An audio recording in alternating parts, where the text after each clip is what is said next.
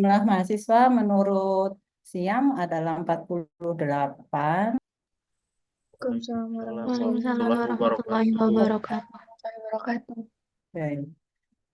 Saya mohon maaf karena beberapa waktu lalu hari Senin itu karena ada agenda di fakultas ya pemilihan dekan, kebetulan saya panitia di sana sehingga tidak bisa. Dan sebenarnya juga kuliah online itu menurut saya juga kurang efektif, eh, sehingga apa agak agak reluctan juga sih untuk kuliah. Tapi tidak apa, makanya hari ini secara jadwal itu mahasiswa calon siswa yang UTBK, calon mahasiswa yang melaksanakan UTBK itu sudah selesai di fakultas. Makanya saya tawarkan bila Anda ada di Malang kita kuliah luring gitu ya. Tapi memang tidak ada kewajiban karena surat dari WR1 itu kuliah online dilaksanakan sampai tanggal 3 Mei. Jadi tidak apa-apa. Seluruh materi sebenarnya sudah bisa Anda akses melalui Brown gitu. Hari ini kita akan belajar Amina.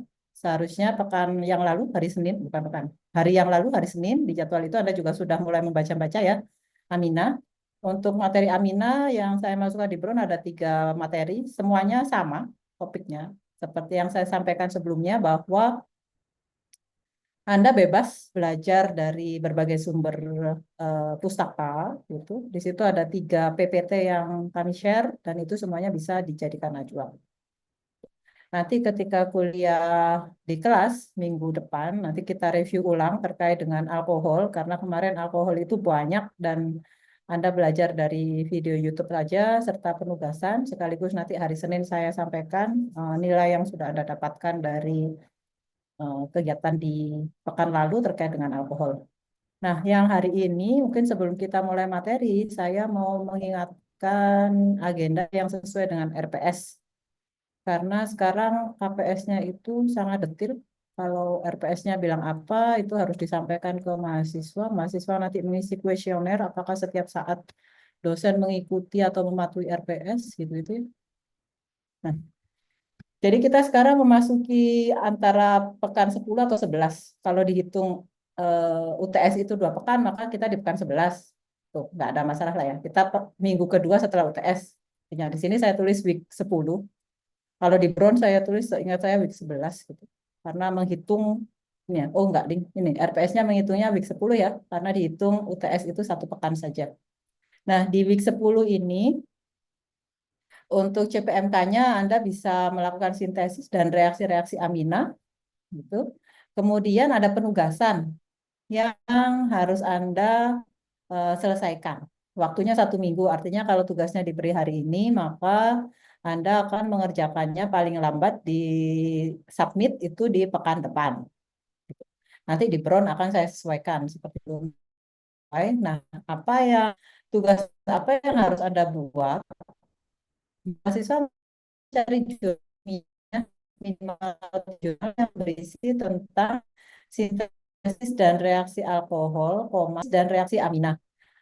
Topik yang pertama ini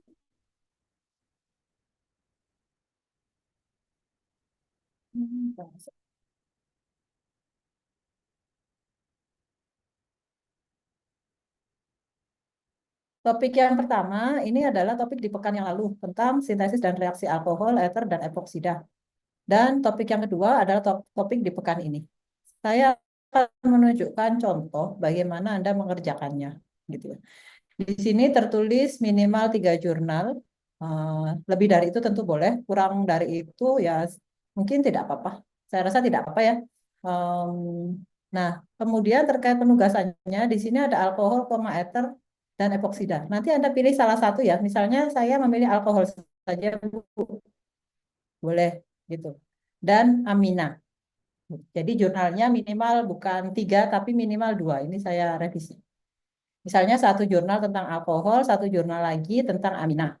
Jadi minimal 2 jurnal. Nanti Anda membuat atau mencari jurnalnya tentang alkohol atau, jadi statusnya adalah atau ether, atau epoksida, dan amina. Kemudian menuliskan mekanisme reaksinya. Nah, ini seperti apa? Ini contoh yang tadi saya siapkan ya. Ini saya ambil dari jurnal ini, Natural Product and Bioprospecting. Jurnal ini bercerita tentang sintesis ya, sintesis senyawa-senyawa dengan bahan dasar suatu senyawa bahan alam. Gitu. Makanya jurnalnya Natural Product. Bioprospecting artinya dari natural product yang ada bisa diubah menjadi apa. Itu judul jurnalnya. Kemudian di sini judul artikelnya adalah Structural Derivatization Strategies of Natural Phenol by Semi-Synthesis and Total Synthesis. Tentunya kalau di jurnal reaksi itu akan sangat beraneka ragam. Beraneka ragam. Nah, Anda fokus di sini, di salah satu yang tadi. Misalnya saya akan membuat tugas topik tentang alkohol atau fenol. Di sini tentang fenol. Fenol pekan lalu sudah saya sampaikan ya. Fenol adalah senyawa aromatis, satu hidrogennya digantikan oleh OH. Yang kita sebut namanya menjadi fenol. Nah, contohnya seperti ini. Anda cari jurnal, gitu. Anda sudah menemukan jurnalnya. Biasanya pertanyaan mahasiswa, Bu, boleh jurnal bahasa Indonesia? Tidak boleh ya. Jurnalnya jurnal berbahasa Inggris, gitu. Apalagi Anda masih semester 2, tentunya masih sangat segar dengan pelajaran bahasa Inggris di SMA, supaya nggak hilang. Jadi jurnalnya harus berbahasa Inggris, tidak boleh berbahasa Indonesia. Bu, jurnalnya diterbitkan oleh Jurnal Indonesia. Maksudnya lokasi jurnalnya Indonesia, misalnya Journal of Indonesian Chemical, apa itu? Yang punya UGM itu IJC. Indonesian Journal of Chemistry. Boleh atau tidak? Boleh. Asalkan isi jurnalnya bahasa Inggris. Tidak boleh yang berbahasa Indonesia. Ini saya contohkan, saya mengambil skim 2 dari paper tersebut. Kemudian di sana dia menjelaskan tentang reaksi-reaksi yang berhubungan dengan alkohol. Gitu. Contohnya di sini ada senyawa, mungkin sekaligus saya perkenalkan senyawa-senyawa bahan alam yang mengandung gugus fungsi alkohol. Contohnya di sini katekin. Ini ya, katekin. Katekin itu adalah senyawa golongan flavonoid. Mungkin masih sangat awam, Anda dengan itu tidak masalah. Ini strukturnya besar gitu ya.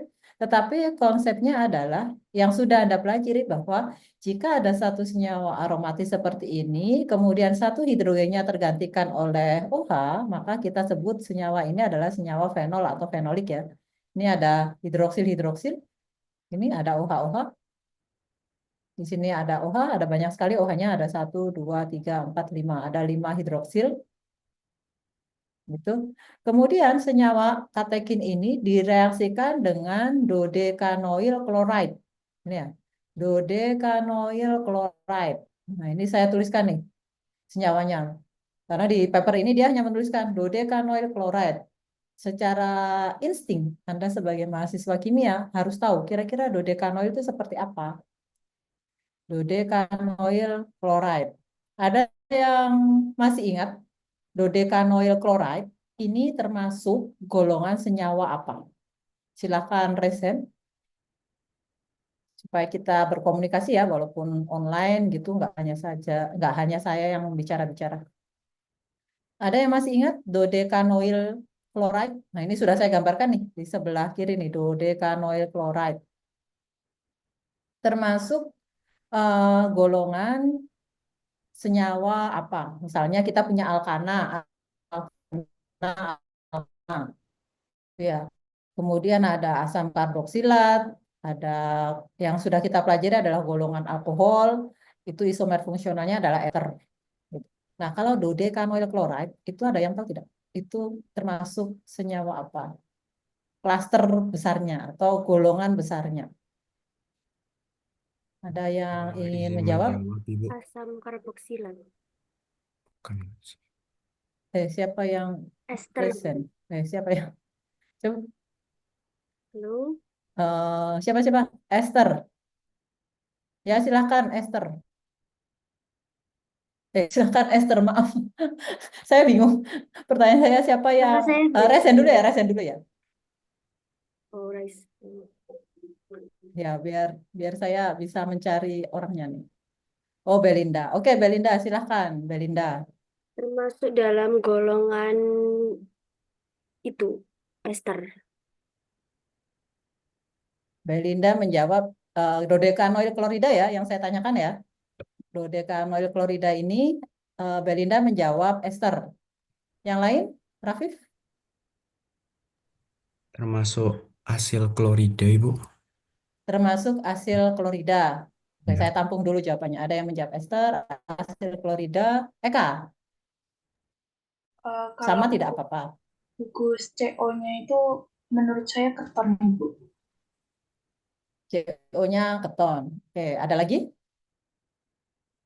Ini kalau mau nulis di sini susah nih. Ada yang nulis tadi ester ya. Ester. Kemudian asil. Hasil klorida. Kemudian ada yang menjawab keton.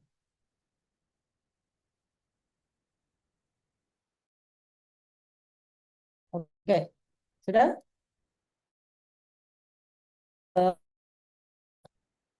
Yang benar adalah di sini ya, benar adalah hasil klorida atau golongan sudah semangat belajar.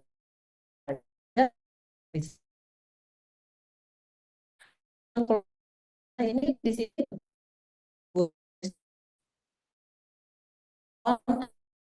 lebih menggunakan karboksil. Satu oleh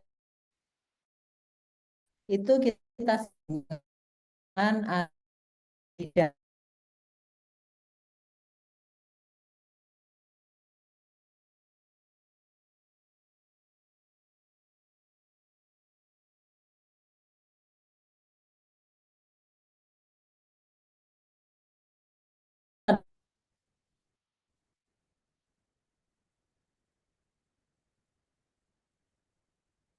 Saya izin sementara saya off cam ya, khawatirnya nanti putus lagi internetnya. Nah, tadi tulisannya saya hapus.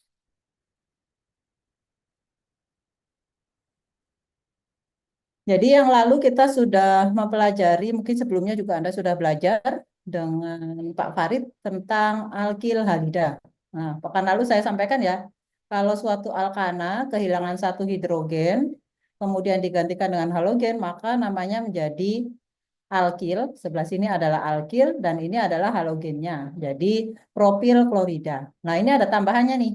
Ada tambahan satu gugus karboksil di sini. Artinya karbon yang ini misalnya saya tambahkan oksigen seperti ini menjadi gugus karboksil, maka ini menjadi golongan asil. Jadi bukan alkil tetapi asil. Asil halida. Jadi sampai sini namanya menjadi asil halida. Ketika suatu senyawa yang mempunyai gugus hidroksil bertemu dengan asil halida seperti ini, maka kita lihat di sini ada ini ya, di sini disingkat dodekanoil chloride. Ini di sini tulisannya DOD, dodekanoil gitu, dodekanoil. Nah, ini ada kepanjangannya ya, dodekanoil. Nah, jadi ada gugus hidroksil, kemudian ada gugus asil. Menurut Anda, kira-kira mekanisme reaksinya bagaimana ya? Ini sudah memenuhi kriteria yang saya minta tadi ya. Saya mencari satu paper, jadi ini saya menjelaskan bagaimana cara Anda mengerjakan tugas 2 tadi. Anda mencari satu paper, kemudian Anda tentukan saya ingin belajar tentang sintesis apa ya, atau reaksi apa ya. Oh, saya mau alkohol. Dengan alasan alkohol itu tersedia sangat banyak sekali di kehidupan kita. Nah, ini saya milih paper ini ada senyawa namanya katekin seperti ini punya gugus hidroksil direaksikan dengan dodekanoil chloride menjadi sebelah kanan. Jadi ini dodekanoil katekin gitu ya katakanlah namanya seperti ini. Nah, ini Anda harus menuliskan bagaimana mekanisme reaksinya karena tadi di soal yang nomor 3 Anda pilih sudah mencari jurnal. Saya memilih alkohol sebagai bahan yang akan saya sintesis atau saya reaksikan. Kemudian setelah itu saya harus menuliskan mekanisme reaksinya. Nah, Anda harus menuliskan mekanisme reaksinya. Di paper ini tidak ada. Di paper nggak akan mungkin ya menuliskan reaksinya. Oh, saya tahu Bu mekanisme reaksinya. Nah, ini sudah saya beri clue ya. Ketika ada OH, Anda kemarin juga sudah mempelajari dari video tentang reaksi-reaksi alkohol gitu. Ketika ada OH bertemu dengan asil klorida, maka kira-kira OH ini akan berperan sebagai nukleofil atau elektrofil. Nukleofil, Ibu. Berperan sebagai nukleofil ya. Jadi benar sekali Rafif. OH akan berperan sebagai nukleofil sehingga tahap pertama untuk reaksinya lone pair elektron dari O ini yang ada di OH akan menyerang ke C karbonil. Ini sudah saya berikan panahnya, tapi panahnya jelek ini. Nah, seperti ini ya. Nanti Anda buat mekanisme reaksinya seperti itu. Ini akan menyerang ke sana. Setelah itu lone pair elektron Pi-nya akan terlepas, ini kembali lagi ke situ dan Cl-nya akan lepas karena Cl itu adalah gugus pergi yang baik. Gitu. Itu silahkan dibuat mekanisme reaksinya. Jadi, apakah seluruhnya Bu harus saya buat? Ya, kalau kita lihat di sini kan ini pas ya. Setelah itu, setelah menjadi DOD, menjadi dodekanoil di sini seluruh hidroksil ini tergantikan. Seluruh hidroksil itu bereaksi dengan dodekanoil, kemudian menjadi ODOD. Kemudian pas kebetulan di paper ini direaksikan dengan amina. Gitu. Direaksikan dengan golongan amina yang juga topik kita sekarang. Oh, ini semuanya direaksikan dengan amina dalam metanol dan THF. Ini semula dodekanoil, kemudian ada beberapa saja, ini ada DOD dia, masih tetap DOD. Nah, ini kemarin juga di slide di video YouTube terakhir itu ada istilah gugus pelindung ya. Memang tidak dibahas detail terkait dengan gugus pelindung. Jadi hidroksil itu adalah suatu ketika bertemu dengan elektrofil itu, maka akan berperan sebagai nukleofil dan nukleofil ini adalah nukleofil yang tidak terlalu kuat, nukleofil yang lemah. Kemudian DOD ini, dodecanoil chloride itu berperan sebagai gugus pelindung yang melindungi supaya tidak keseluruhan dari oksigen ini akan bereaksi dengan NH2. Jadi kalau dilihat di sini seperti itu. Ini reaksi yang pertama ya. Jadi Anda fokusnya di mana? Anda fokusnya di reaksi alkohol. Anda buat mekanisme reaksi dari hidroksil bereaksi dengan asil klorida. Di bagian B, skema yang B, di sini ada yang ini lebih jelas, ditandai biru-biru nih. Jadi Anda bisa tracking. Ini dari senyawa beta estradiol. Nah, beta estradiol ini senyawanya seperti ini. Itu ya, senyawanya seperti ini. Ini juga sama, kita lihat punya gugus hidroksil. Di sini juga ada hidroksil. Untuk reaksi yang pertama, direaksikan dengan katalis zirkon zinc, dengan katalis zinc. Kemudian direaksikan dengan ester. Asetil, ini apa namanya? Etoksietanoat, gitu ya. Etoksietanoat, ETOAC. Itu etoksietanoat. Ini golongan ester. Ketika OH direaksikan dengan ester, nah, maka akan terjadi reaksi hidrolisis. Ini juga sudah Anda pelajari. Hasilnya adalah seperti ini. Hasilnya, kalau kita lihat dari OH, berubah menjadi gugus karboksil, COOCH3. Nah, ini Anda buat mekanisme reaksinya. Nah, ternyata ketika OH itu direaksikan dengan yang lainnya, contohnya di sini, nih, yang skema bawahnya, OH, beta estradiol ketika direaksikan dengan metil salisilat, nah ini akan menghasilkan senyawa seperti ini. Ini OH-nya terganti menjadi metil salisilat, menjadi salisilat, gugus salisilat. Nah, ini terjadi perubahan-perubahan gugus fungsi ya. Kita lihat semula OH menjadi ester, semula OH menjadi ester. OH dari apa ya? Oh betul. OH di sini direaksikan dengan ini menjadi ester dan seterusnya. Nah, ini masing-masing harus dituliskan mekanisme reaksinya. Saya harapkan Anda menuliskan mekanisme reaksinya dengan aplikasi ya, karena Anda sudah belajar literasi komputer di mana di sana Anda diajari menggunakan marfin. Nah, itu bisa digunakan. Bu, marfin saya sudah expired atau marfin saya ini itu, apakah boleh menggunakan program yang lain? Ya, boleh saja sih. Jadi sebisa mungkin upayakan dikerjakan menggunakan software yang tidak berbayar, Marvin contohnya karena diajarinya dulu pakai Marvin, gitu. Supaya Anda tetap ingat, karena Anda mahasiswa kimia harus bisa menggambar struktur dengan aplikasi kimia atau software kimia. Itu ya. Seperti itu kira-kira bukan soal, tugas untuk tugas di pekan ini. Nah, ini contoh-contoh yang lain ya. Ini ada senyawa quercetin, ini quercetin, supaya Anda punya wawasan yang lebih luas lagi, tidak hanya yang di textbook. Quercetin senyawanya seperti ini ada gugus OH, OH, OH, OH-nya banyak, sehingga berpotensi untuk direaksikan menjadi senyawa-senyawa lainnya. Tahap pertama direaksikan dengan benzil bromida. Ini benzil bromida.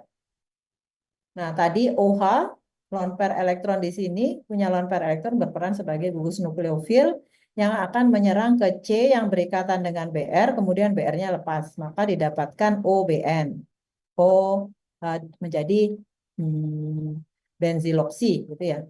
Tujuannya adalah melindungi gugus OH-nya, ini sebagai senyawa, sebagai agen pelindung atau gugus pelindung.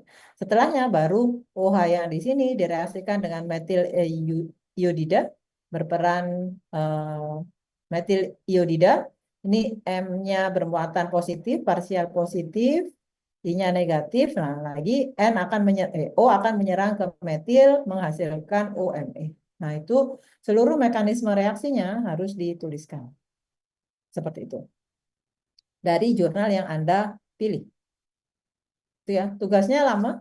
Selama 1 pekan Anda bisa mulai mencari-cari dari sekarang. 1 pekan itu berarti dikumpulkannya nanti di hari Rabu, bukan yang hari Senin. Jadi saya ulangi lagi, boleh memilih alkohol atau ether atau epoksida dan amina. Jadi ada 2 ya. Boleh cara mensintesis, boleh reaksi. Kalau yang saya tunjukkan ini kan reaksi ya. Reaksi antara alkohol dengan asil klorida. Reaksi antara alkohol dengan benzil bromida. Nah, boleh reaksi seperti ini, boleh cara mensintesisnya. Seperti itu kira-kira. Ada yang ingin ditanyakan terkait dengan tugas yang harus Anda selesaikan selama 1 pekan ini?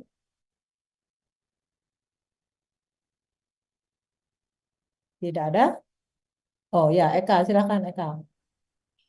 Izin bertanya Ibu, untuk batasan jurnalnya berapa tahun ya Bu? Batasan jurnalnya ya paling tidak di tahun 2000 ya. 2000 berapa? 10 tahun ya biasanya. 10 tahun terkini lah ya. Kalau terlalu tua itu kan berarti mungkin sekarang sudah ada yang pengembangannya lebih baik gitu ya. Karena sekarang 2025 berarti paling tua jurnalnya adalah 2015. Itu ya. Jadi syaratnya jurnalnya berbahasa Inggris. Kemudian tahunnya adalah paling tua tahun 2015. Oke. Ada lagi yang ingin tanyakan? Ya, Naila. Izin bertanya Ibu, jadi untuk itu kan pakai Marvin ya Bu. Nah, terus untuk panahnya sendiri itu juga digambar sendiri gitu ya Bu, secara digital. Di Marvin kan ada tuh cara bikin panah? Oh ada. Yang Ada. itu langsung kayak contohnya ini nyerang ke Betul. nukleofilnya gitu. Yes. Ya, panah mekanisme reaksi. Itu ya, Dan juga supaya bisa lebih advance belajar markinya. Dan apalagi? untuk jurnal mekanismenya nanti juga dituliskan pada bahasa Inggris atau bahasa Indonesia ya Bu. Kalau itu terserah. Boleh. Mekanismenya kan sebenarnya nggak perlu Anda narasikan ya. Misalnya ini menyerang ke situ kan tidak perlu ya. Jadi seperti yang saya tadi, ada skimnya, kemudian Anda buat mekanisme reaksinya. Anda tidak perlu menjelaskan OH menyerang atau lone pair elektron dari O menyerang ke C karbonil. Itu tidak perlu. Gitu ya. Paling tidak Anda tambahkan, oh ini reaksinya adalah reaksi hidrolisis, ini reaksinya adalah reaksi esterifikasi, supaya Anda ingat kembali reaksi-reaksi yang sudah dipelajari. Ini termasuk reaksi apa, gitu ya. Itu ya, Naila. Baik Jadi Ibu, terima tidak perlu narasi detail, ini menyerang ke situ, menjadi apa, dan lain-lain. hanya perlu membuat mekanisme reaksinya. Kemudian paling tidak ada ini catatannya ada note bahwa ini adalah reaksi apa gitu ya. Ada lagi? Oke, kalau tidak ada kita lanjutkan di topik hari ini tentang amina. Nanti saya tambahkan itu slide yang tadi itu slide tugas supaya Anda ingat juga, supaya Anda masih ingat yang harus dibuat.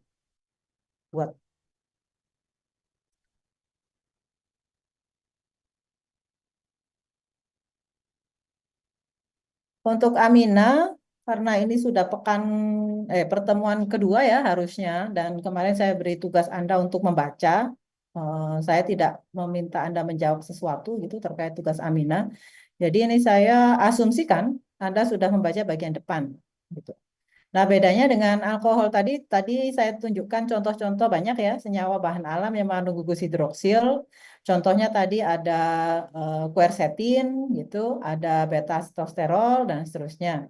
Amina itu juga banyak di dalam bahan alam. Contohnya ada di sini. Karena golongan amina, konsepnya kalau amina kan pasti ada salah satu C yang diganti dengan N ya. Di alam biasa kita kenal dengan golongan alkaloid. Nah, ini contohnya kokain yang ada di kokalif. Di, pokoknya kalau ada N di dalam molekul itu, oh berarti golongan amina. Ya. Ini contoh-contoh di alam. Ini fungsinya, peran mereka masing-masing. Nah, tadi saya menyebutkan alkaloid. Nah, kalau Anda rajin ikut-ikut, apa itu namanya? Ikut-ikut PKM dan seterusnya, pasti Anda kenal flavonoid, fenolik. Nah, itu berarti golongan alkohol ya, ada oksigennya. Nah, kalau ada nitrogennya di alam itu secara garis besar kita sebut senyawa alkaloid. Contohnya ya yang tadi di slide pertama ya, alkaloid. Ini supaya ingat, oh alkaloid itu berarti ada satu minimal gugus nitrogen di dalam molekulnya. Secara sangat luas kita kenal sebagai amina karena ada N-nya. Tetapi secara spesifik senyawa bahan alam yang mengandung N kita sebut dengan alkaloid. Contohnya nikotin, morfin, kokain dan seterusnya. Ini yang dicontohkan yang barang-barang yang terlarang ya. Sama dengan alkohol, amina juga diklasifikasikan menjadi primer, sekunder, tersier. Primer berarti paling ujung, ini sudah kita bahas ya. Nah, punya satu alkil, punya dua alkil. Nah, kemudian yang berbeda mungkin di sini untuk amina punya kuartener. Jadi N itu bisa bermuatan positif. Kalau oksigen tadi punya lone pair elektron, sehingga dia berperan sebagai nukleofil, amina primer, sekunder, dan tersier itu juga punya lone pair elektron. Ini ya, ada dua lone pair elektron.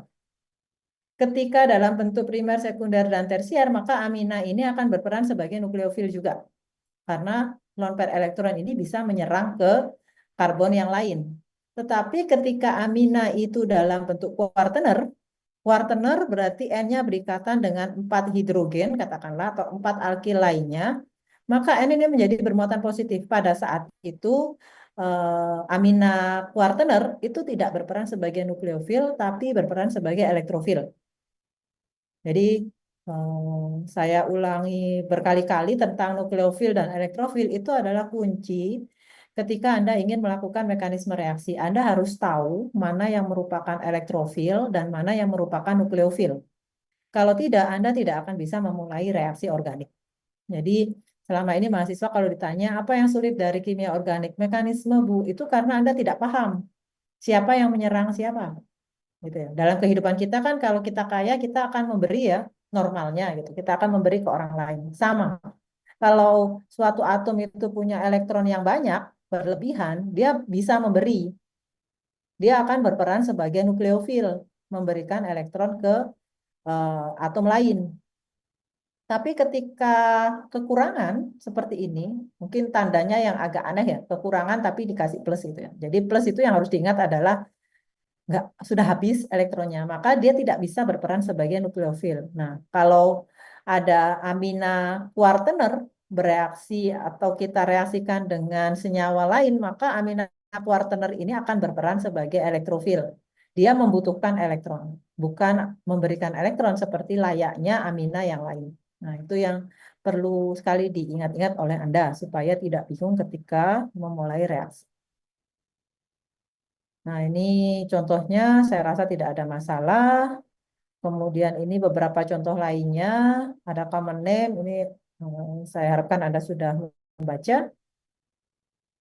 Kemudian amina ketika berperan sebagai alkil, maka kita menyebutnya dalam sebutan amino. Gitu ya. Nih. Aminosiklopentan. Nah, di pekan lalu saya sudah tunjukkan urutannya ya. Ketika ada dua gugus fungsi, misalnya amina kemudian alkena, maka Anda lihat prioritasnya. Ketika alkil ini amina berperan sebagai alkil, maka kita sebut amino, bukan amina siklopentan, tapi aminosiklopentan.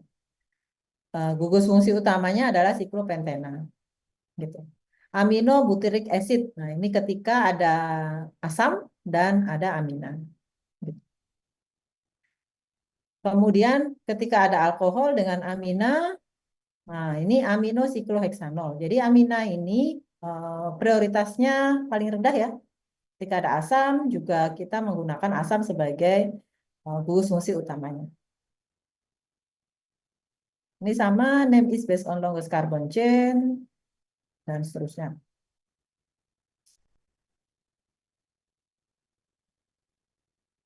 Nah, ini contoh yang menunjukkan bahwa amina berperan sebagai gugus fungsi utama. Ada amina, kemudian ada bromida atau golongan halogen. Nah, pada saat itu, maka amina ini mempunyai prioritas yang lebih tinggi. Jadi kita beri nomor 1 di sini. 2, 3, 4, 5. Di nomor 3 ada Br, 3 bromo, 1 pentan, amin. Ya. Karena sebagai gugus fungsi utama, maka tetap amina.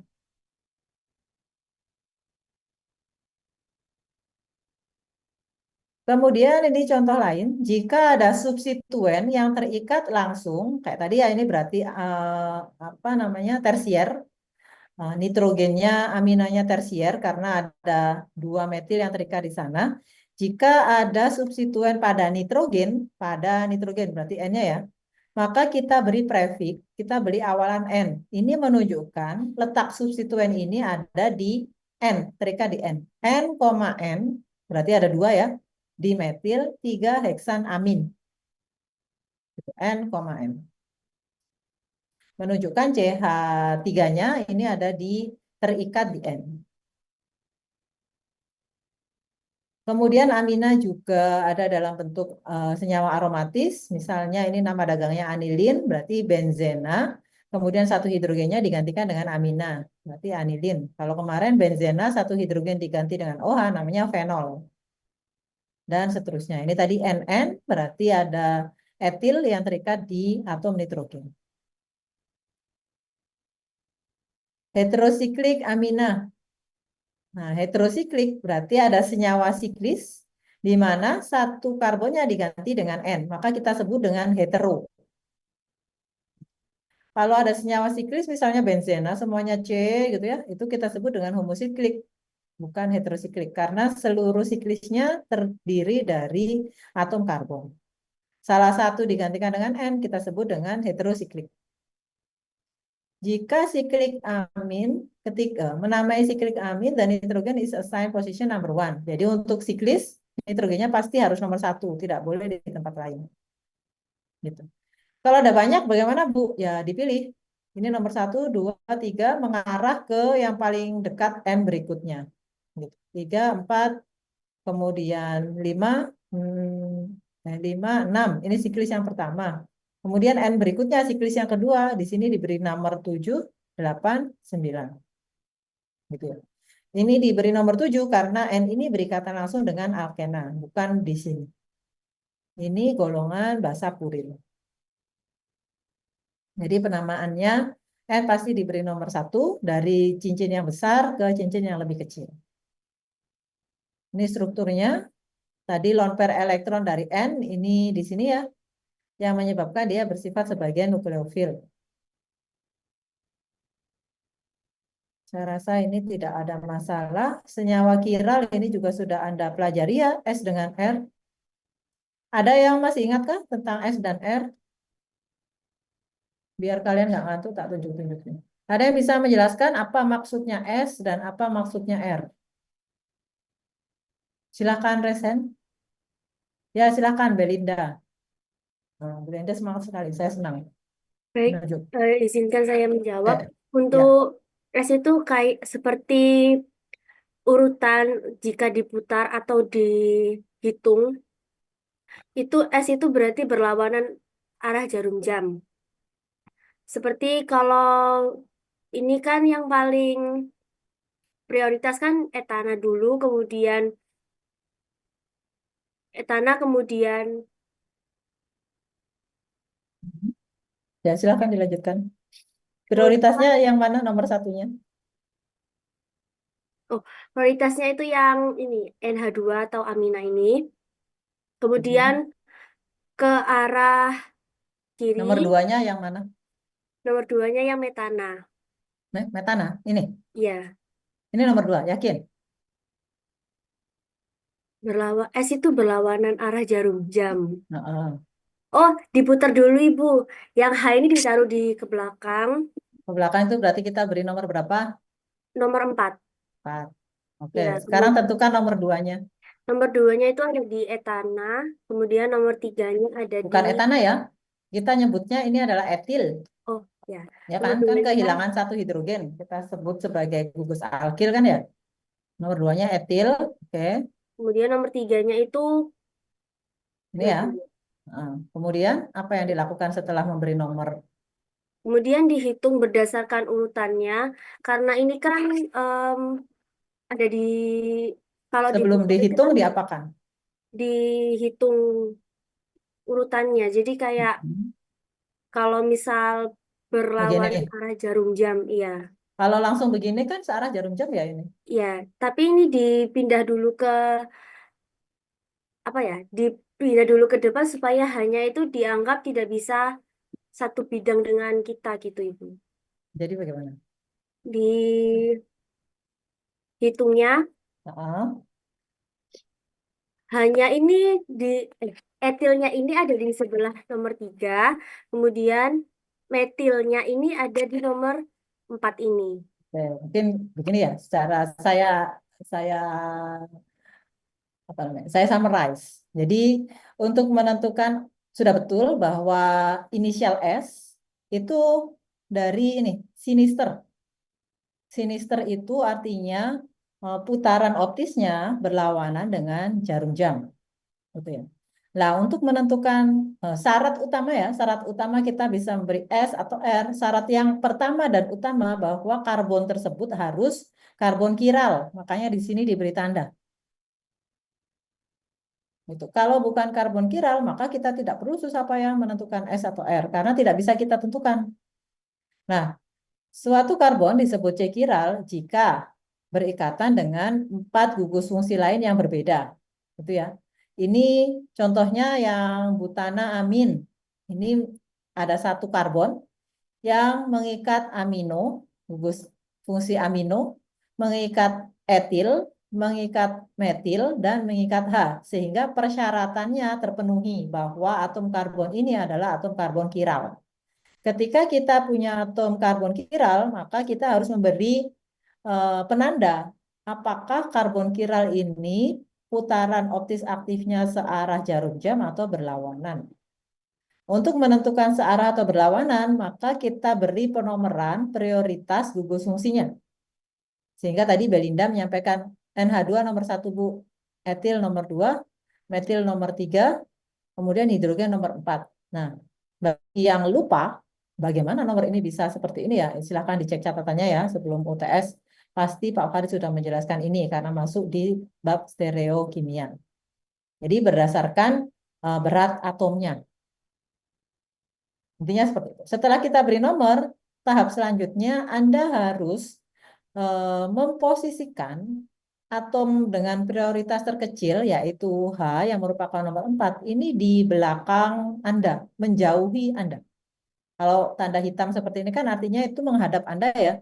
Maka ini Anda harus membayangkan itu hidrogen ini ditarik ke belakang sono, ditukar posisinya dengan yang ini. Karena ini kan etilnya ditulis di belakang ya, putus-putus ini ya, putus-putus di sini kan artinya di belakang. Anda bayangkan hidrogen ditarik ke belakang sehingga dari situ eh, apa kita bisa mengetahui putaran optisnya ke arah mana, gitu ya. Ke arah mana berarti dari nomor 1 ke 2 itu di sini putarannya S berarti berlawanan dengan jarum jam. Jadi bawa dulu ke belakang sono, nanti akan Anda dapati bahwa CH2, CH3 ini ada di sebelah kiri sini.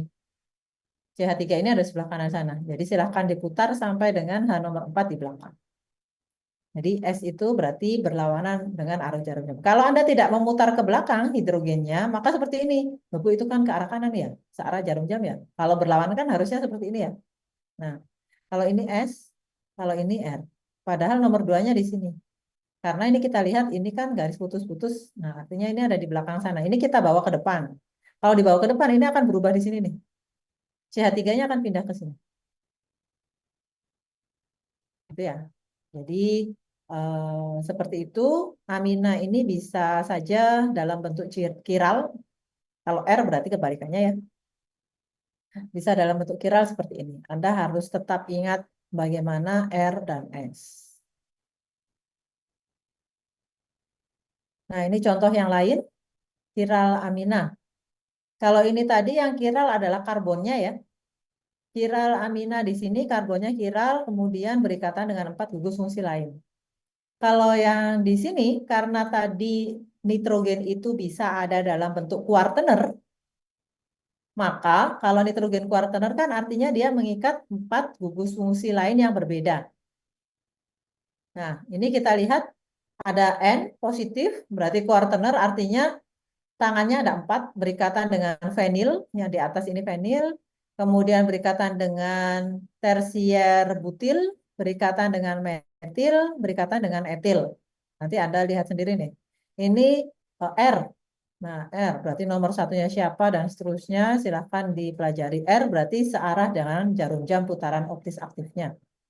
Kalau kita pasang cermin di sini, maka di sini ada bayangan cerminnya. Karena senyawanya kiral, maka ada punya bayangan cermin yang tidak bisa ditumpukkan. Gitu ya. Jadi amina bisa dalam bentuk kiral. Kiral dalam karbon seperti ini atau N-kiral. Ini contoh yang lain, senyawa amina kiral. Tuh, saya lewati aja. Kemudian ini sifat fisik. Sifat fisik ini Anda juga bisa membaca sendiri ya. NH less polar dan OH. Jadi polaritasnya lebih kecil daripada OH karena ikatan hidrogennya lebih lemah dibandingkan dengan ikatan hidrogen antara OH dengan hidrogen lainnya.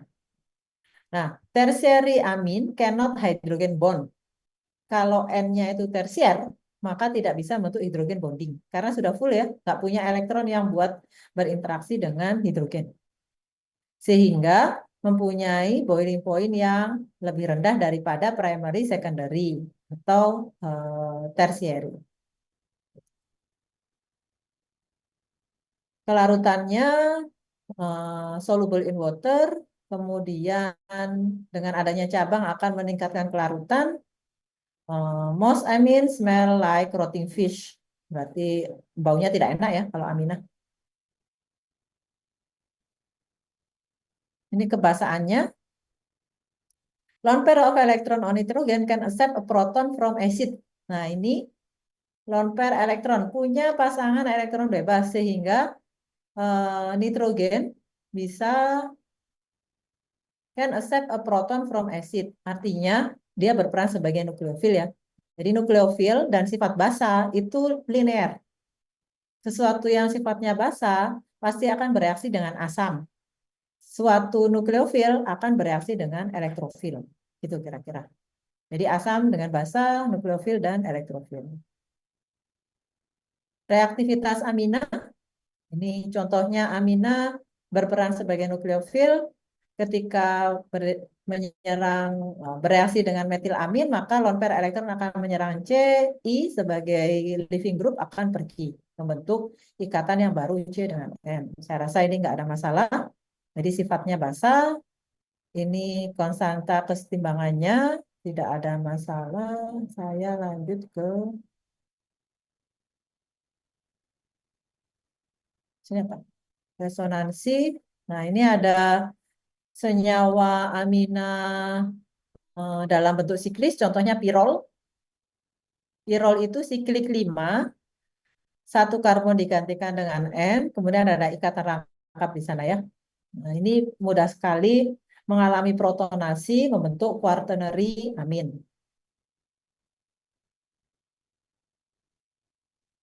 Kemudian ini contoh yang lain piridin. Jadi ada pirol, tadi siklik 5, kalau piridin sikliknya 6, satu karbon digantikan dengan N. Ini silakan dibaca-baca. Dalam bentuk garam juga ada. Ini pemisahannya. Ini bisa Anda pelajari. Ini contoh di alam gitu. Jadi Anda bisa dengan mudah mengekstraksi kokain.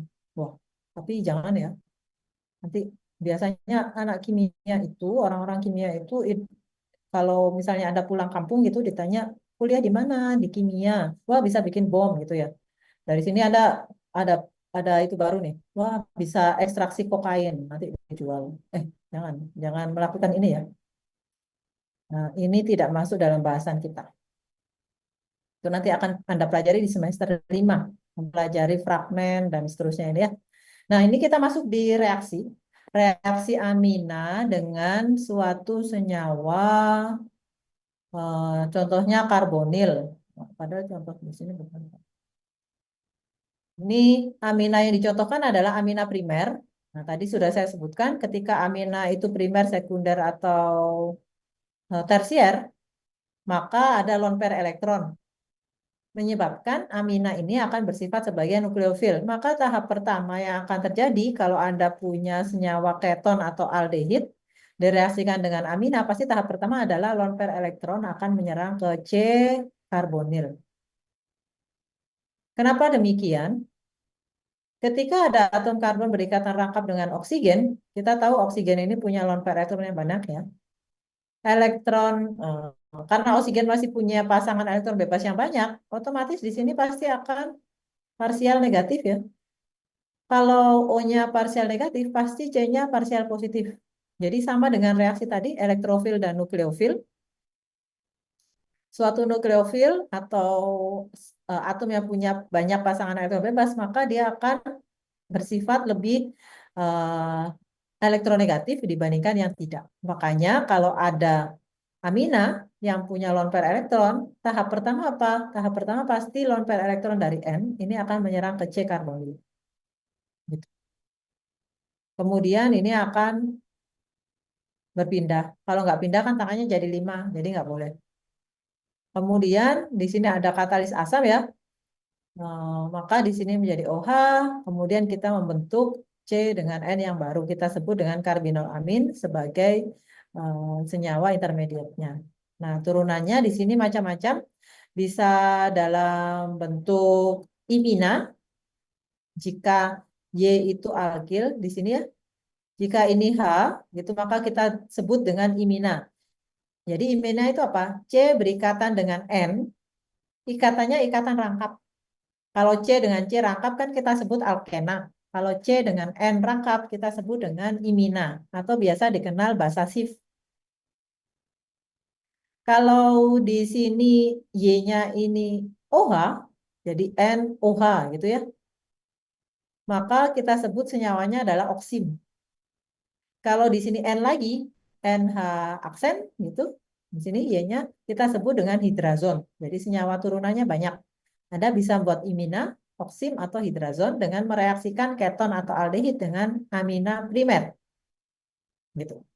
Ini yang saya sebut dengan reaksi. Jadi nanti Anda yang tertarik dengan amina, saya mau mencari reaksi amina bisa jadi apa saja sih?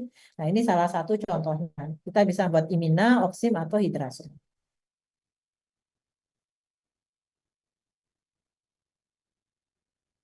Dari sini ada yang ditanyakan kah untuk reaksi pertama tadi? Reaksi pertama tadi di sini reaksi amina dengan karbonil. Ya. Silakan jika ada yang ingin ditanyakan. Jika tidak ada, kita bisa lanjutkan. Yang berikutnya adalah di sini dituliskan elektrofilik substitusi pada anilin. Apa maksudnya elektrofilik substitusi pada anilin? Senyawa aromatis sudah Anda pelajari ya sebelum UTS. Sudah, Ibu. Oke. Anilin itu adalah benzen di mana satu hidrogennya digantikan dengan NH2. Yang dimaksud, ini pertanyaan saya, apa yang dimaksud dengan elektrofilik substitusi? Ada yang masih ingat? Itu, Ibu. Jadi, izin menjawab. Jadi nanti pi elektron yang ada di senyawa aromatis itu akan menyerang elektrofil. Gitu. Menyerang elektrofil. Oke. Jadi dari asal katanya elektrofilik ya, substitusi. Berarti di sana terjadi reaksi penggantian. Gitu ya, Rafif ya, konsepnya ya. Substitusi kan Iya, Ibu. menggantikan ya. Jadi ada Iya. reaksi penggantian. Kemudian anilinnya ini akan berperan sebagai nukleofil yang akan menyerang suatu elektrofil. Nah, di sini konsep apa yang ingin ditunjukkan ketika kita menggunakan anilin sebagai bahan dasar? Anilin atau amina NH2 di sini strong aktivator, ortho and para directing. Nah, ini juga sudah Anda pelajari ya. Ortho para directing berarti mengarahkan ke substituen berikutnya masuk pada posisi ortho atau para. Multiple alkylation is a problem. Alkilasi yang berlebihan itu menjadi masalah. Protonasi amina akan mengubah amina ini menjadi NH3+ karena amina itu bisa dalam bentuk kuartener. Gitu. Artinya apa?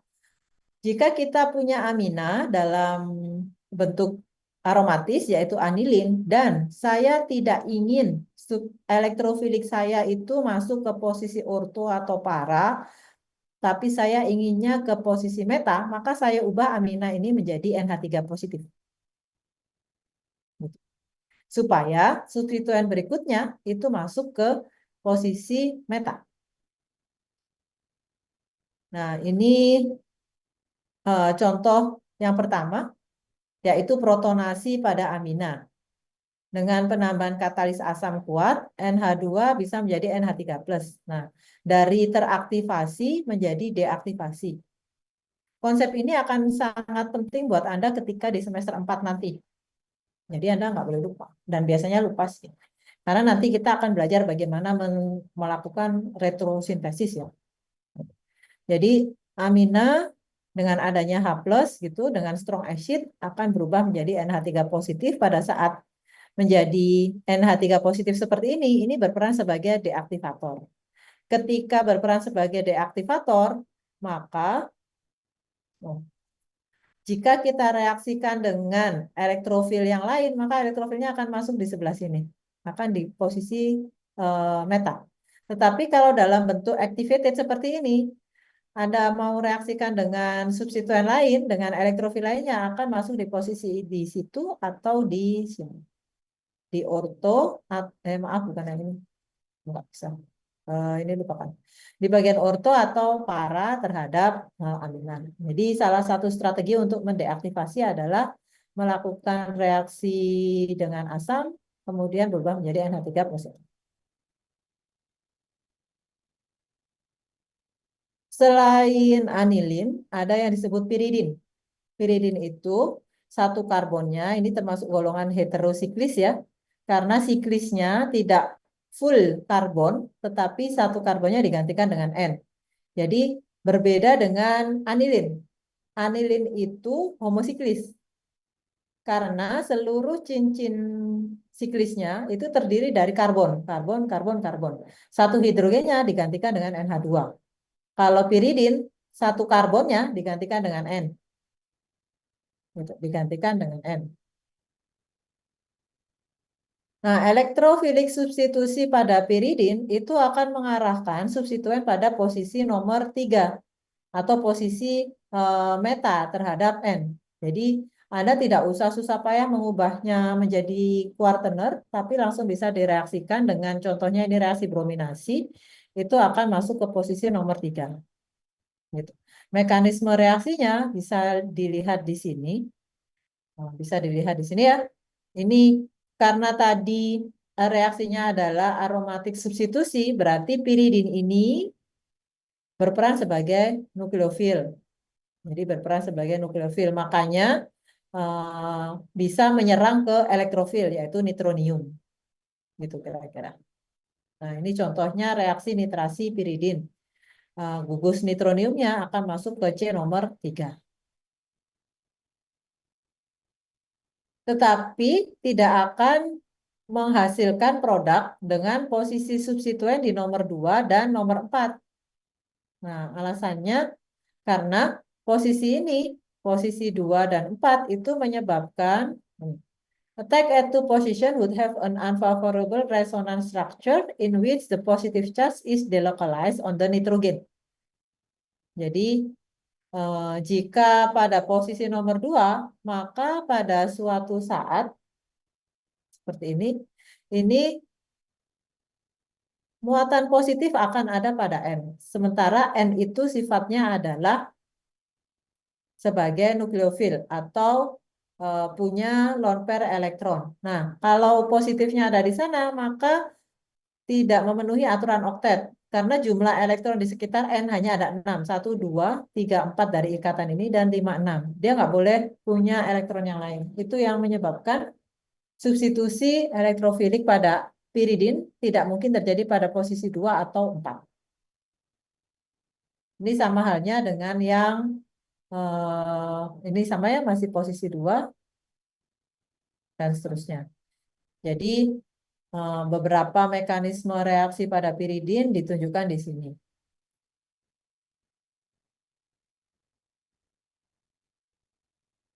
Kemudian yang berikutnya adalah mekanisme of nucleophilic substitusi. Kalau sampai dengan di sini tadi adalah sampai di sini ya. Sampai di sini tadi elektrofilik, artinya ada elektrofil yang akan tergantikan atau menggantikan hidrogen pada piridin. Yang berikutnya nukleofil. Bagaimana jika ada nukleofil yang ingin menggantikan suatu substituen yang ada di dalam piridin? Nah, di sini diberikan contoh misalnya 2-kloropiridin direaksikan dengan metanol gitu ya. Ternyata OCH3 ini dengan mudah bisa menggantikan Cl ketika Cl-nya ada pada posisi orto terhadap N. Kenapa? Karena ketika OCH3 itu masuk, nah ini berbedanya dengan tadi ya. Kalau reaktannya itu adalah nukleofil, maka piridin ini akan berperan sebagai elektrofil. Gitu. Jadi itu yang Anda harus perhatikan. Reaktan saya apa? Nukleofil atau elektrofil? Kalau reaktan saya nukleofil, maka nukleofil akan menyerang terlebih dulu ke C nomor 2. Lalu terjadi delokalisasi elektron. Gitu. Dan pada satu saat, intermediate-nya itu seperti ini. N akan punya charge negatif. Karena N itu sifatnya adalah elektronegatif, dia diberi charge negatif, maka menyebabkan N dengan charge negatif ini disukai, favorable. Gitu, favorable. Artinya apa? Favorable berarti substitusi elektrofilik pada posisi nomor 2 itu disukai. Itu jadi Cl bisa dengan mudah digantikan oleh OCH3. Ya. Dari 2-kloropiridin saya reaksikan dengan metanol gitu. Nanti saya produk akhirnya mendapatkan metoksipiridin. Gugus metoksinya di nomor 2. Jadi kuncinya adalah bagaimana N ini diperlakukan atau N itu bentuknya bagaimana di posisi intermediate. Apakah dia akan menerima elektron dalam bentuk negatif seperti ini atau kekurangan elektron atau elektronnya diambil positif seperti ini. Kalau positif maka menjadi tidak stabil dan Unfavorable ya di sini tulisannya, tidak disukai. Kalau negatif, disukai. Gitu, favorable. Seperti itu.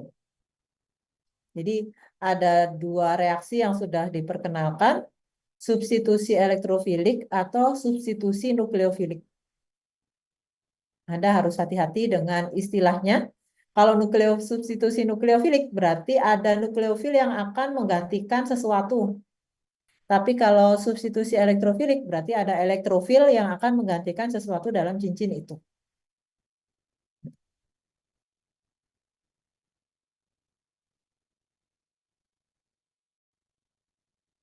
Nah, ini contoh mekanisme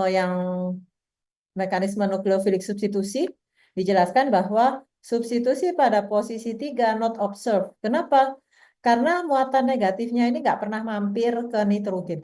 Nah, tadi di slide sebelumnya, negatifnya itu nempel di nitrogen, menyebabkan nitrogen ini sangat senang ya. Dia diberi elektron itu senang, karena sifatnya kan dia sebagai nukleofil ya. Tapi ketika ada muatan negatif yang terdelokalisasi di dalam cincin dan tidak pernah nempel di nitrogen, menyebabkan produk substitusi pada posisi 3 ini tidak terdeteksi, not observed. Jadi no delocalization of negative charge onto nitrogen. Tidak ada gugus N atau nitrogen tidak pernah mendapatkan kesempatan untuk berinteraksi atau mendapatkan charge negatif. Dia ngamuk gitu, mutung ya istilahnya. Dari sini ada yang tanyakan kah? Sampai di sini maka kita belajar reaksi-reaksi siklis ya. Amina siklis. Amina siklis dalam bentuk piridin atau yang tadi anilin. Bedanya kalau piridin ini tergolong heterosiklis, kalau anilin tergolong homosiklis karena NH2-nya ada di luar cincin. Reaksi lain yang bisa terjadi adalah alkilasi. Reaksi alkilasi ini relatif mudah ya. Anda sudah belajar alkil halida, di mana halogen atau halida itu adalah living group yang baik. Ketika amina bereaksi dengan alkil halida seperti ini, maka amina akan berperan sebagai nukleofil.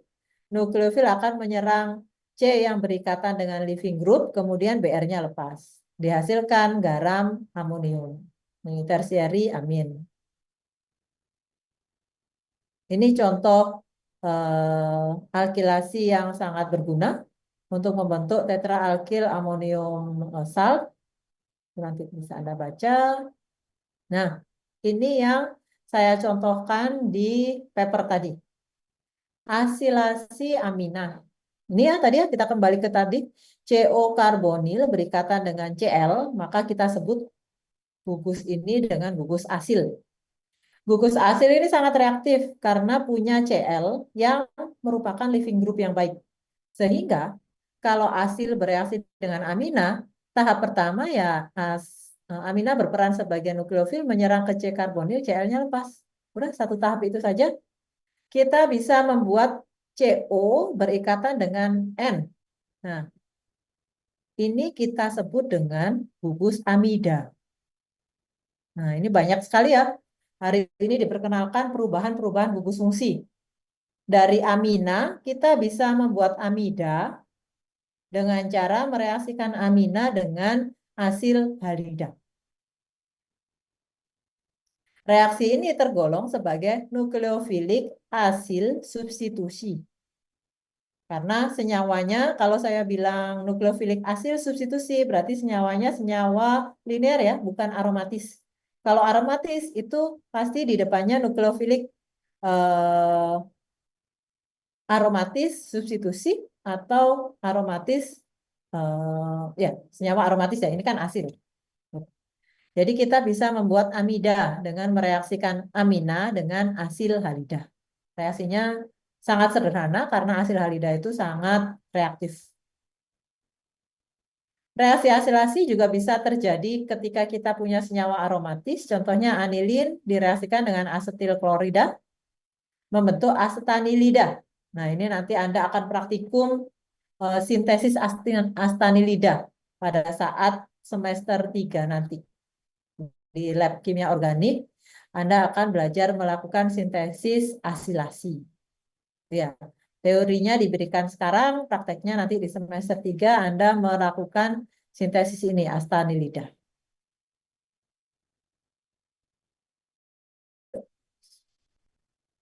Ini bisa dibaca dengan detail. Nah, ini ada contoh soal.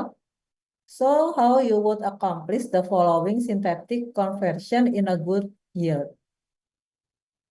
Sebelum ini sudah ada jawabannya ya. Saya ingin bertanya, kira-kira dari sini, gitu. Anda akan mereaksikan anilin, ini anilin ya, benzena, kemudian satu hidrogen disubstitusi dengan amina, kemudian kita ingin membuat senyawa yang di sebelah kanan. Kira-kira ini reaksinya bagaimana ya? Mengikuti reaksi apa ini? Ada yang bisa memprediksikan? Atau yang sudah membaca slide-nya kemarin, itu masih ingat? Izin menjawab, Ibu. Yang lain, Rafif. Oh ya, Nanti kalau nggak ada yang jawab, baru kamu tak tunggu. Yang lain silakan, biar nggak Rafif terus. Atau mau ditunjuk? Safira, Safira. Safira tahu reaksinya kira-kira reaksi dengan apa ini? Mohon maaf Ibu, belum tahu. Belum tahu, oke. Selain Safira, siapa ya? Ada yang resen kah? Ini saya acak-acak aja, biar kalian nggak ngantuk. Zahran, Zahran. Maaf Bu, saya masih belum tahu. Belum tahu. Nah, kemarin saya minta kalian baca kan ya. Oke, kembali ke Rafif kalau begitu. Ternyata temannya tidak tahu. Silakan Rafif. baik Ibu izin menjawab. Jadi itu merupakan suatu reaksi anilin yang direaksikan dengan asil halogen gitu ya Bu ya, yang mengikat alkil juga di asilnya. Lalu nanti pi elektron dari senyawa aromatis ini akan menyerang ke C karbonilnya sehingga nanti dia secara bersamaan ketika terikat ke eh, aromatis ini ke benzen ini dia akan secara sekaligus melepas halogennya. Jadi nanti yang terikat hanya hasilnya sekaligus alkilnya gitu. Oke, terima kasih ya. Rafif sudah mewakili teman-temannya. Kalau Anda melihat reaksi seperti ini dan diminta untuk memprediksikan kira-kira reaktanya apa ya, itu nanti Anda pelajari sangat detail di semester 5. Gitu ya. Kalau kita lihat kan, kalau saya punya anilin, kalau kita samakan dengan produknya, ini kan sama ya strukturnya dengan yang kanan ini. Paling gampang kan, oh berarti ini saya putus di sini gitu ya. Karena nanti pasti ini sebagai bahan dasar yang sudah diketahui gitu, di sini sama dengan ini. Berarti ini adalah reaktan yang harus saya siapkan. Kan kira-kira begitu ya. Reaktan yang harus disiapkan itu. Sehingga dari sini saya tahu, oh tadi sudah kita pelajari ada karena senyawanya aromatis, maka reaksinya pasti akan mengikuti substitusi elektrofilik. Kenapa? Karena kan semula di sini hidrogen ya. Semula di sini itu hidrogen. Kemudian hidrogen ini digantikan oleh suatu senyawa besar inilah saya nggak tahu gitu. Atau tadi seharusnya tahu ya karena ini beberapa kali kita bahas di hari ini gitu. Oh ini berarti digantikan oleh keton gitu ya. Nah supaya keton ini bisa kita ubah menjadi suatu reagen tertentu yang sudah kita pelajari tadi adalah dalam bentuk asil CO, kemudian ada living groupnya karena saya mau ketonnya masuk ke sini gitu ya menggantikan hidrogen.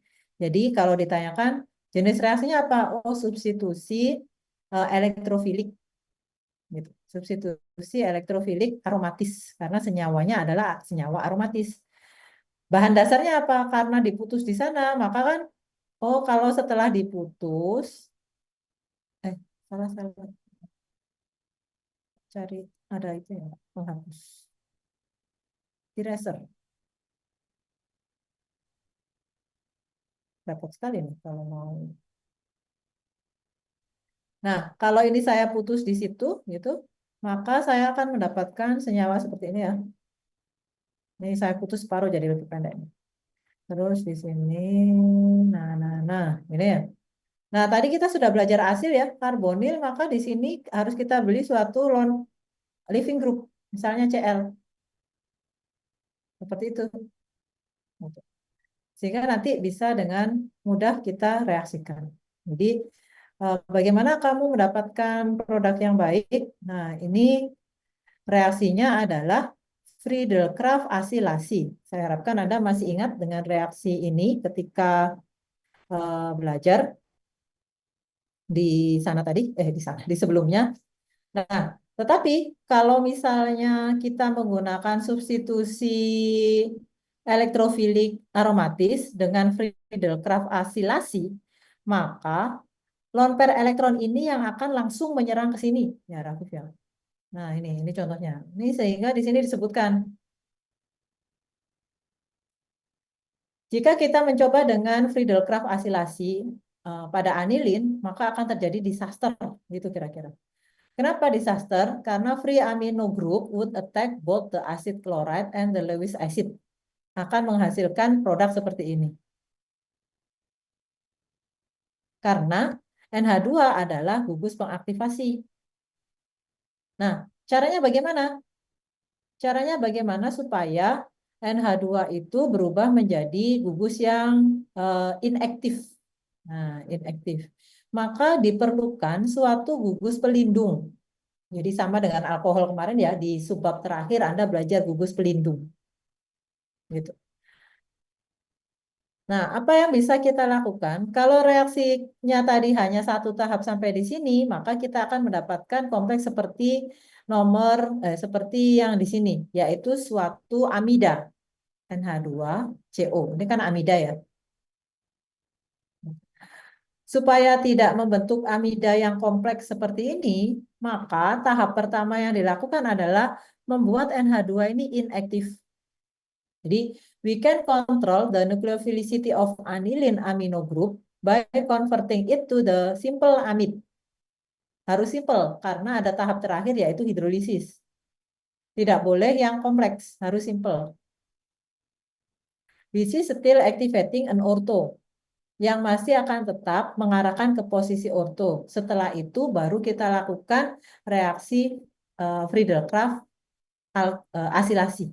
Baru setelah itu kita reaksikan dengan gugus asil, itu ini siklopentanoil chloride namanya ya.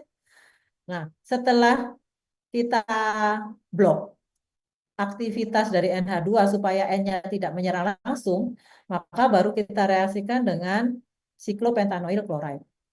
Pertanyaannya adalah, Bu, ini N-nya masih ada lone pair, kenapa N-nya kok tidak menyerang ke sini lagi? Karena N ini akan lebih suka beresonansi ke sini. Gitu.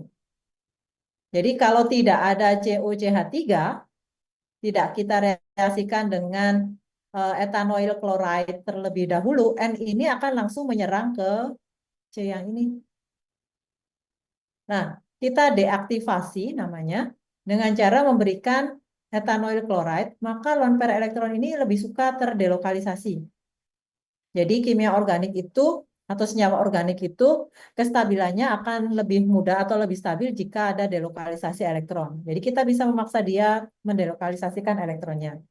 Gitu ya.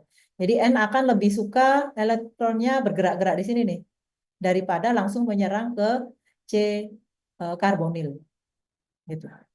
Sehingga tahap selanjutnya adalah terjadi reaksi Friedel-Crafts asilasi. Nanti hidrogen yang di sini akan ikatan rangkap yang ada di situ akan menyerang ke C karbonil ini dan selanjutnya menghasilkan produk para. Dilakukan tahap terakhir adalah hidrolisis. Reaksi semacam ini kita sebut dengan reaksi dengan perlindungan, gugus pelindung. Jadi kita melindungi gugus yang kuat ini supaya tidak langsung menyerang maksud saya. Biasanya kan kuat itu jagoan ya. Nah, ini dilindungi. Konsepnya berlawanan dengan dunia nyata nih. NH2 itu kuat nukleofilisitasnya, karena kuat dia langsung menyerang kemana-mana. Supaya dia nggak menyerang kemana-mana, kita lemahkan dengan memberinya gugus pelindung. Jadi dilindungi. Gugus pelindung itu sederhana seperti ini. Salah satu contohnya di sini diperkenalkan etanoil klorida sebagai gugus pelindung. Pada saat belajar alkohol, Anda akan mengenal benzil bromida sebagai gugus pelindung. Tadi ada dodekanoil klorida sebagai gugus pelindung untuk oksigen, untuk hidroksil. Gitu ya. Jadi itu tahapannya untuk menurunkan reaktivitas dari amina. Reaksi lain yang bisa terjadi adalah reaksi dengan sulfonat atau sulfonil klorida. Kalau tadi alkil halida atau asil halida, nah ini ada sulfonil klorida, SOOCl. Jadi amina itu strong ya. Ketika bereaksi dengan sulfonil klorida, ya langsung menyerang ke S, Cl-nya lepas. Gitu. Membentuk sulfonamid. Nah, ini yang paling terkenal sulfanilamid ya. Nah, mungkin Anda ada yang kenal sulfanilamid, itu suatu senyawa antibakteri yang sangat populer sekali. Ini zaman saya kecil, kalau kita jatuh dikasih sulfanilamid, itu pedesnya luar biasa, tapi besoknya langsung kering lukanya. Karena dia menghambat bakteri untuk masuk ke luka kita. Ini biological activity of sulfanilamid. Ini dia menceritakan bagaimana sulfanilamid ini bekerja sehingga luka kita langsung kering. Gitu. Ya, ini contoh aplikasinya. Yang berikutnya adalah reaksi Hoffman. Ini kalau ini saya rasa Anda juga pernah dengar Hoffman gitu ya. Ada reaksi Hoffman, ada ZCF dan Hoffman, ada Hoffman eliminasi. Karena reaksinya eliminasi, berarti ada yang dilepaskan. Suatu molekul kecil yang dilepaskan. Ketika terjadi reaksi eliminasi, maka di sini Hoffman elimination, NH2 ini akan tereliminasi. Kalau Indonesian Idol eliminasi itu kan pulang ya, pergi. Nggak ikut lagi di konser selanjutnya. Nah ini juga sama. Eliminasi dari sikloheksan amin itu akan menyebabkan NH2 ini lepas, membentuk quaternary amin. Akibatnya apa? Dari sikloheksan akan berubah menjadi sikloheksen. Jadi mekanismenya karena reaksi eliminasi, maka yang berperan adalah hidrogen alfa. Ini ya hidrogen alfa. Ada yang ingatkah karbon alfa? Ini sudah ada contohnya nih. Jadi kalau reaksi eliminasi, maka yang berperan adalah hidrogen alfa. Hidrogen alfa adalah hidrogen yang terikat pada atom karbon alfa. Ya terang aja Bu. Gitu.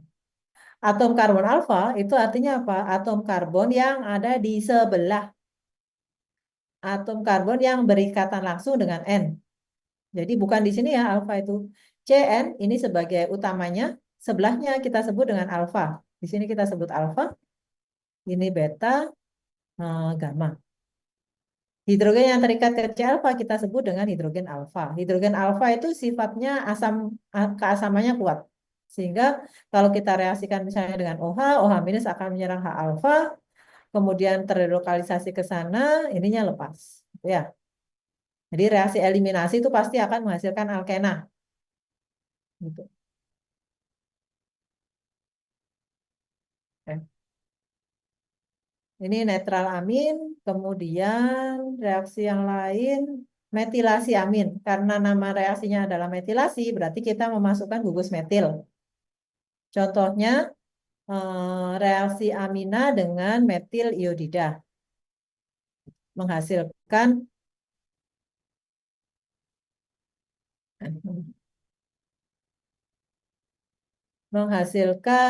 amina tersier plus HI. Nah, reaksi ini berguna untuk apa? Reaksi ini akan berguna membentuk, ini panjang ya lanjutannya. Nah, untuk mengarahkan ke reaksi eliminasi. Jadi Anda tadi melihat bahwa yang di contoh pertama ya, di sini untuk membuat N itu menjadi kuartener, maka harus direaksikan dengan metil iodida. Ini tahap pertama ini. Dan setelah itu baru kita bisa melepaskan N. Karena N ini tidak bisa kalau bukan living group yang baik. Jadi tidak bisa lepas dalam bentuk N positif kalau tidak diubah ke N positif dulu. Caranya membuat dia menjadi kuartener. Seperti yang di depan tadi ya. Kalau sudah dalam bentuk kuartener, maka kita dengan mudah membentuk atau menghasilkan produk lainnya. Contohnya Hofmann ini, reaksi eliminasi ini.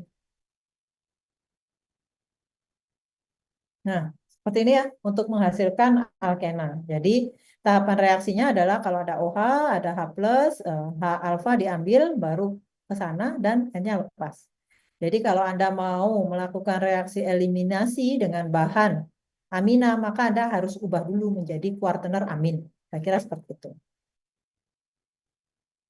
Jadi amina juga bisa diubah menjadi alkena dengan cara ini ya tahapannya membentuk menjadi kuartener amin, baru setelah itu dihidrolisis dengan contohnya dengan air akan dihasilkan alkena. Nah, tahapannya seperti ini. Ditambahkan metil iodida dulu, baru setelah itu ada reaksi eliminasi. Nah, bagaimana jika reaksi eliminasi itu bisa terjadi di beberapa tempat? Gitu ya. Itu kita sebut dengan regioselectivity. Regioselektivitas. Regioselectivity artinya produk kita ditentukan oleh selektivitas atau region. Region itu wilayah. Artinya reaksi eliminasi bisa terjadi tidak hanya di satu posisi, tapi lebih dari satu posisi. Contohnya di sini. NCH3 kali, N kuartener ini terikat di C sekunder. Artinya akan berikatan dengan dua atom karbon lainnya. Maka akan ada dua posisi H alfa, yaitu yang berwarna biru atau berwarna hijau. Gitu. Jika nukleofil atau basa ini, bukan nukleofil, basa ya. Jika basa itu mengabstraksi hidrogen pada warna biru, maka akan dihasilkan produk 1-butena. Tetapi jika nukleofil basa itu mengambil H yang warna hijau, akan dihasilkan produk 2-butena. Nah, untuk Hofmann, untuk eliminasi Hofmann, itu kebalikan dari ZCF. Jadi ada eliminasi Hofmann, ada eliminasi ZCF. Kalau aturan ZCF, Anda akan mengenal bahwa alkena yang tersubstitusi lebih banyak itu akan lebih stabil atau akan lebih banyak produknya. Itu tidak berlaku di sini. Jadi kalau Hofmann kebalikannya, alkena yang tidak tersubstitusi itu akan lebih banyak produk yang dihasilkannya. Jadi the least substituted product is the major product of reaction Hofmann. Jadi Hofmann product itu didapatkan dari eliminasi Hofmann yang mana hidrogen alfa itu diambil dari hidrogen yang akan menghasilkan produk alkena yang lebih tidak tersubstitusi. Gitu kira-kira. Jadi ada dua ya, ada dua konsep. Ada aturan ZCF yang menyatakan bahwa alkena yang lebih tersubstitusi itu akan lebih stabil. Tetapi ada eliminasi Hofmann bahwa yang tidak tersubstitusi itu menjadi major product. Nah, kenapa terjadi demikian? Itu dijelaskan di sini mekanismenya. Jadi, karena NCH3 kali positif itu sangat besar, sangat crowded ya, sangat crowded seperti ini, maka H alfa itu diambil dari hidrogen yang lebih longgar di sebelah sana, di C nomor 3, bukan di C nomor 1, gitu. Bukan di C nomor 1. Jadi kalau kita lihat, OH ini akan mengambil H+, yang di C nomor 3, kemudian elektronnya ke sini dan terlepas. Kenapa tidak dari sini? Karena ini tidak satu jalur linear seperti ini. Nah, kalau Anda lihat ini pas menyerang dari arah belakang, kemudian lepasnya di depan. Kalau yang ini menjadi crowded, menjadi sulit karena seperti ini. Ini terus belok ke sana. Gitu. Nah, ini lebih mudah dipahami jika kita melihat dari struktur yang seperti ini, struktur Howard yang ini ya, yang dulu Anda juga belajar dengan Pak Farid bentuk seperti ini. Jadi OH di sana, kemudian ini lepas di sini. Gitu. Sementara kalau hidrogen nomor 1 itu ada di ujung sana. Jadi ini ke sini, baru ke sini, terus ke sana. Itu tidak disukai. Gitu. Jadi itu yang menyebabkan produk Hofmann menjadi lebih disukai. Gitu tadi. Ini ada contoh yang lain lagi. Nanti bisa Anda baca. Silakan jika ada yang ditanyakan tentang eliminasi Hofmann yang merupakan yang punya sifat regio isomer ya, regio selectivity. Jadi eliminasi ini terjadi seperti ini. Needed for E2 less stable. More stable E2 is impossible in this conformer.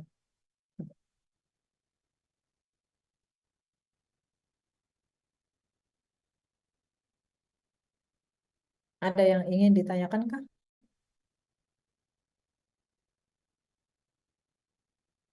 Ini contohnya sudah ada penjelasannya di sini, nanti bisa Anda baca. Ini malah banyak nih, ada 3 tempat ya yang bisa mengalami reaksi eliminasi. Nah, ini ada tiga bentuk. Nah, produk dari eliminasi Hofmann itu yang mana kira-kira? Kalau saya di sini ada warna hijau, biru, dan merah.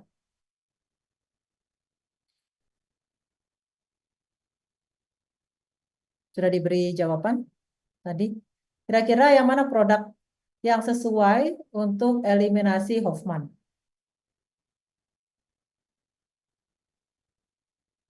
Ada yang mau menjawab? Silakan, Hendrika. Yang biru. Kenapa yang biru? Alkenanya lebih sedikit tersubstitusi dibandingkan yang hijau ya. Kalau hijau sesuai dengan aturan Zetsiev, tetapi dalam hal ini mekanisme reaksinya tidak sesuai. Bagaimana dengan yang merah? Kenapa kok tidak menjadi produk utama? Kan juga tersubstitusinya lebih sedikit lagi nih karena cuma hidrogen, hidrogen, hidrogen, hidrogen gitu. Bagaimana Hendrika? Untuk yang ini.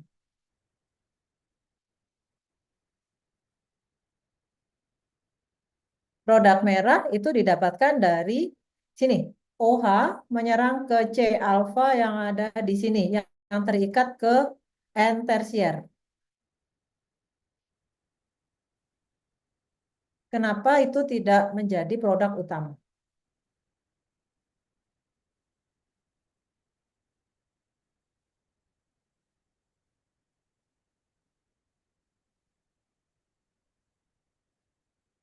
Kira-kira bagaimana, Hendrika?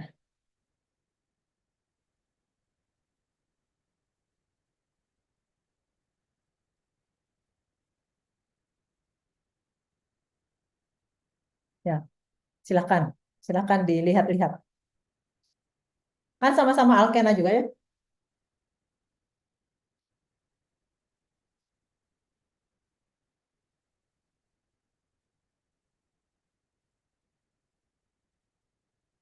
Sebenarnya jawabannya gampang, Hendrika.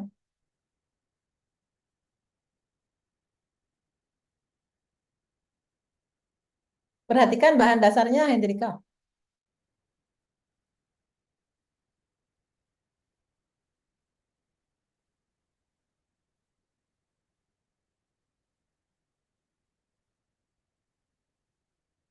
Karena bahan dasarnya itu 1, 2, 3, 4, 5, 6 ya. Ini kan cincin utamanya yang di atas ini. N-nya terikat di nomor 2 dari 1, 2, 3, 4, 5, 6. Dari heksanan. Berarti N-etil, namanya kan gitu ya tadi. N-etil artinya etil terikat di N. N-etil 2 amino heksana. Gitu kan ya? Berarti produk yang kita inginkan kan pasti produknya harus di sebelah sini ya, karena ini sebagai cincin utama. Sementara ini merupakan alkilnya, kan gitu.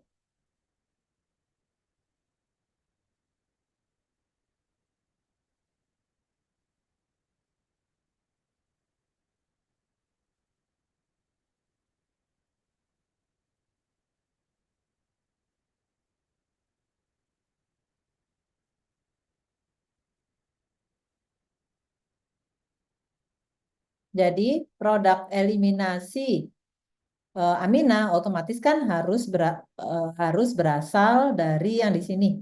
Cincin utamanya semula ini mengalami eliminasi gugus aminanya ininya harus lepas toh. Makanya produk eliminasinya adalah yang biru, bukan yang merah. Kalau yang merah kan ini belum terlepas dari cincin utamanya. Ya. Walaupun ini kurang tersubstitusi, tapi Etena itu bukan produk hasil dari eliminasi amina.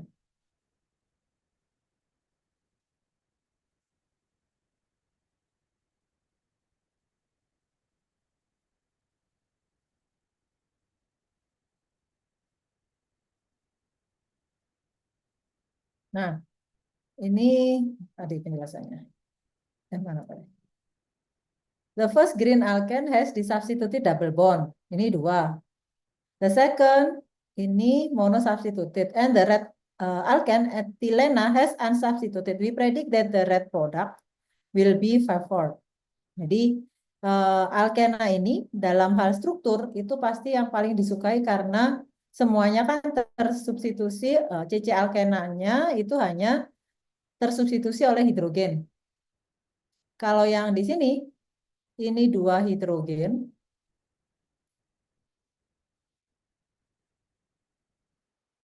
Kemudian di sini juga hidrogen, jadi punya 3 substituen hidrogen dan satunya kan CH2 ya, satunya CH2.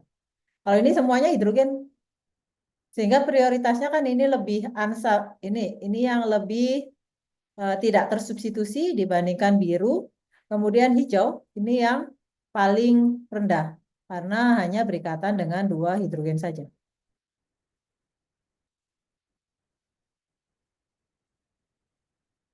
Bisa dipahami, Hendrika? Oke, jadi perhatikan itu ya. Perhatikan bagaimana substituen pada alkenanya. Semakin tidak tersubstitusi, substitusi itu berarti selain H. Semakin berikatan dengan banyak H, maka akan semakin stabil.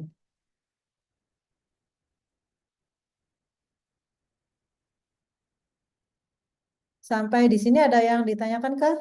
Sampai dengan reaksi eliminasi. Untuk reaksi oksidasi, ya, ini slide-nya ada banyak sekali ya. Silakan dipelajari sisanya dipelajari. Untuk pertemuan hari Senin, nanti akan saya berikan pretest dulu terkait materi sisanya. Jadi Anda harus belajar. Karena tidak mungkin saya menyampaikan 86 slide dalam satu kali pertemuan ya. Harusnya dibagi 2. Ini yang belum disampaikan adalah reaksi oksidasi. Silakan dipelajari reaksi oksidasi. Dalam konsep kimia organik, reaksi reduksi dan oksidasi itu mudah. Oksidasi itu artinya Anda menambahkan oksigen. Jadi pasti reagennya ada OO-nya seperti ini. Gitu ya. Jadi silakan dipelajari mulai reaksi oksidasi slide 61 sampai dengan terakhir. Ini masih ada Hofmann rearrangement dan lain-lain ya. Jadi itu karena tidak mungkin disampaikan semuanya di pertemuan ini. Silakan dipelajari. Kita lanjutkan di hari Senin. Nanti hari Senin akan dimulai dengan pretest untuk reaksi oksidasi amina sampai terakhir. Ya, Naila, silakan. Naila Resen. Izin bertanya, Ibu, Ya, mengenai reaksi eliminasi itu untuk kapan menggunakan eliminasi 1 sama eliminasi 2 itu apa sama seperti alkohol ya, Bu, syarat-syaratnya? Sama. Ya, jadi konsep reaksi E1, E2, SN1 dan SN2 itu sama. Sama diberlakukan untuk setiap gugus fungsional. Gitu. Jadi kapan reaksinya E1, E2 itu sama.